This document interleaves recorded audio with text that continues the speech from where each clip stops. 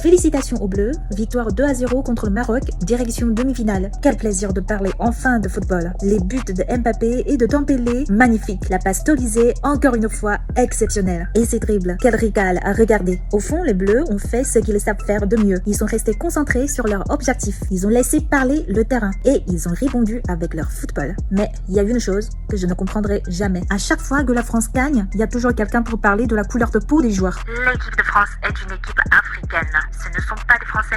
Depuis quand on classe les équipes selon la couleur de peau? Depuis quand un joueur devient moins français parce qu'il est noir? Après le match contre le Paraguay, une sénatrice paraguayenne n'a même pas attaqué Mbappé sur son football, elle a attaqué ses origines. Elle l'a traité de Camerounais déguisé en français. Quelques jours plus tard, elle est même allée encore plus loin. Et ensuite, c'est elle qui a demandé des excuses. J'avoue, là, j'ai du mal à suivre. Pourquoi personne ne dit que le NBA est un sport africain? Pourquoi personne ne dit que les sprinteurs américains ne sont pas des Américains parce qu'ils sont noirs? Alors, pourquoi l'équipe de France devrait-elle être jugée autrement? S'il y a des choses à critiquer dans le football, critiquer l'arbitrage, critiquer la corruption, critiquer les violences, critiquer les simulations, il y a déjà largement de quoi débattre. Mais pourquoi toujours revenir à la couleur de peau? Est-ce que la couleur de peau fait marquer des buts? Est-ce qu'elle change la beauté de ce sport? Mais si vous pensez que seuls les joueurs blancs devraient représenter la France, alors les États-Unis devraient être représentés uniquement par des Amérindiens? Ça n'a aucun sens. Le football d'aujourd'hui, c'est justement le mélange des cultures, le mélange des histoires, le mélange des générations. C'est exactement ce qui fait la beauté d'une Coupe du Monde. Les Bleus ont choisi la meilleure réponse. Ne pas répondre aux provocations, continuer à gagner, continuer à avancer et laisser le football parler à leur place.